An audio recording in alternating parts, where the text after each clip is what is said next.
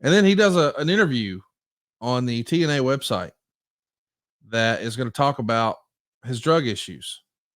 And they recap it on the Torch. And he says that he was a slave to drugs in recent years. Quote, the party, it had caught up to me, and it's always right there.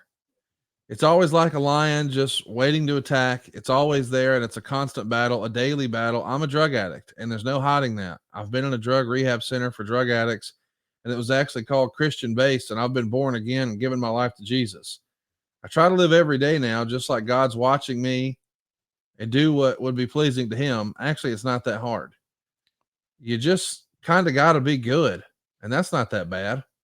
I don't know what I was. I was actually something.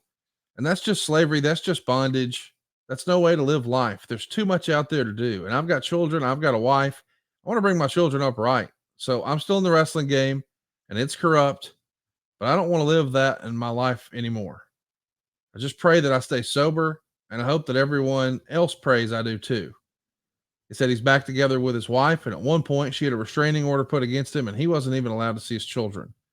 Quote, I think they hit it on the head because I did bottom out this time. I was losing everything I worked for, everything that I loved, everything I had, I was losing, and it was because of drugs. The first couple of times I went for other people. I went because Vince wanted me to go, or somebody else thought I had a problem. I think they're right. You got to bottom out, and that's what I did. I hit rock bottom, and I mean rock bottom.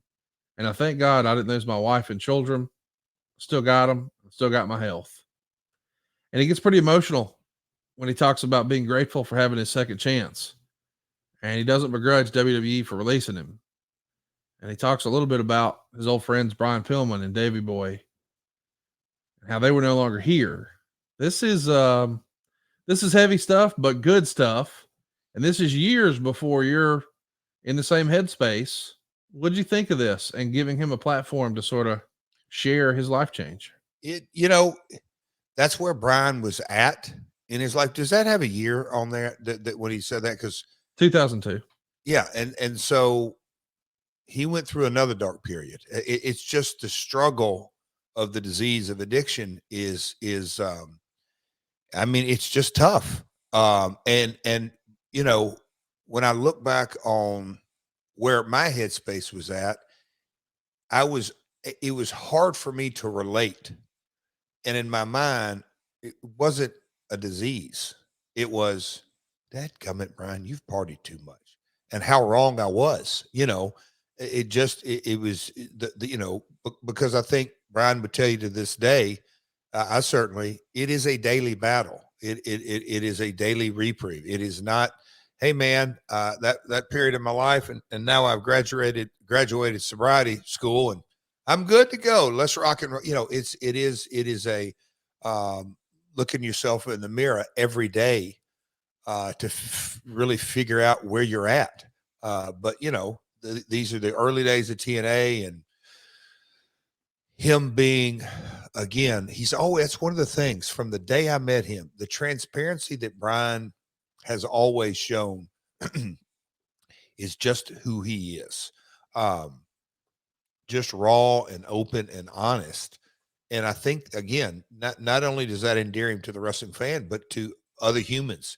You said earlier how quick-witted and charismatic all this. He's, unless you're on the other end of a jarhead cussing out, he's super endearing and very, very likable.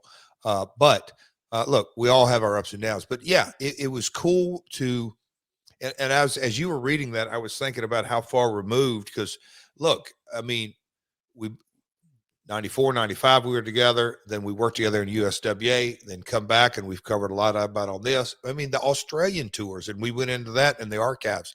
Me and Brian in Sydney, Australia, we had a hell of a match that night. I mean, just our careers have been intertwined so much through the years. And during this period, I can't say that I wasn't there for him, because Brian will say, hey man, you gave me a job, but I didn't have context on what really mattered. And that's him battling the disease of addiction.